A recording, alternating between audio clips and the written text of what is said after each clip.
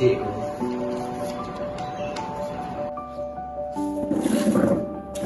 Zai, kau dah berapa dalam aktiviti ni? Ush, nampi. Mantap bro. Terima kasih Syafiq. Tapi aku rasa keputusan ni tak adalah siapkan macam si Reza tu. Nombor 1 dalam Ketai, straight A pula tu. Tapi okey ni nanti Ustaz orang tiga dalam kelas. Bapak kau mesti bangga dia ada anak yang usaha macam ni. Malah macam tu lah dia punya reaksi nanti.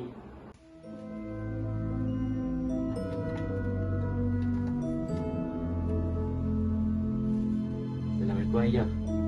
Alung nak bagi tahu keputusan PPT Alung dah keluar. Oh, dapat berapa E? Alung dapat 6 A ayah. Macam mana boleh dapat 6 E je? Tapi ayah, adik dah berusaha dapat keputusan macam tu. Ayah tak nak dengar ada alasan. Ayah. Ya. Ya.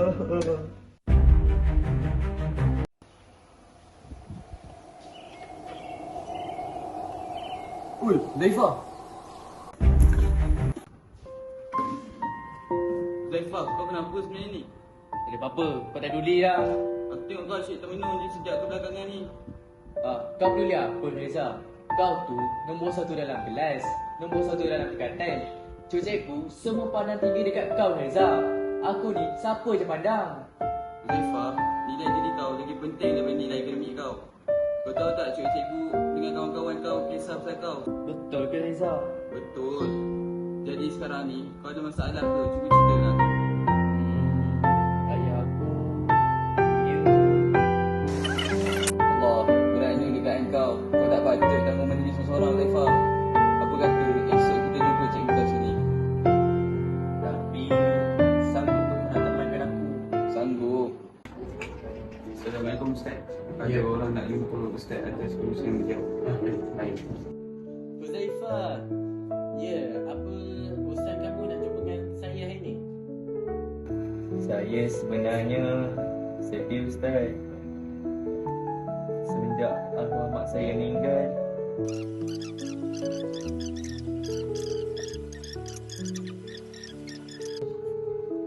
Terima kasih Huzaifah kerana bagi tahu saya lah. Jadi memang benar apa benda yang kamu katakan sebentar tadi, saya pun boleh rasa kadang-kadang. Sebab ibu bapa ni kadang-kadang dia buat perasaan anak mereka tersinggung tanpa diorang perasaan. Jadi kamu agak-agaknya setuju tak jikalau saya nak berjumpa dengan ayah kamu, supaya kita ni dapat berbincang lah dengan masalah kamu ni. Encik Zaimi dipersilakan duduk. Jadi, kenapa Ustaz panggil saya pada hari ini? Hari ni saya panggil Encik datang ke sini kerana untuk membincangkan tentang masalah dengan anak Encik lah, Huzaifah. Masalah ni Zaifah. Ya. Apa masalahnya? Lebih baik saya berikan persoalan tersebut kepada Huzaifah. Jadi saya beri ruang pada Encik dengan Huzaifah untuk berbincang lah. Boleh ya? saya rasa sudah tiba waktunya saya terus berterang dengan ayah. Saya nak tanya ayah, ayah sedar tak selama ni ayah dah buat saya stres ayah? Segala apa yang saya buat tak pernah betul kat mata ayah. Saya rasa saya dah buat yang terbaik dah. Tapi ayah tak pernah nampak semua tu. Apa yang ayah nak sebenarnya? Tapi Huzaifah kena sedar. Ayah buat semua ni semata-mata nak tengok Huzaifah berjaya. Ayah bukan benci Huzaifah, tapi ayah cuma nak tengok Huzaifah berjaya je. Berjaya ayah cakap. Come on lah ayah. Saya dah buat semua dah apa yang ayah suruh.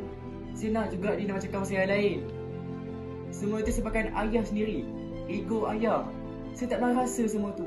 Ya, sejak arwah mak meninggal, ayah tak macam dulu dah. Ayah lebih terus tegas dengan saya. Ayah nak ke saya jadi macam arwah mak saya nanti? Huzaifah, ayah minta maaf. Ayah tak sangka sampai jadi macam ni. Boleh tak Huzaifah bagi ayah peluang kedua supaya ayah berbetulkan keadaan ini. Ayah lepas ni dia sentiasa bersama Huzaifah dalam baik ataupun keburukan. Boleh tak Huzaifah? Ya ayah. Kamu panggil ni anak. Terima kasih ayah.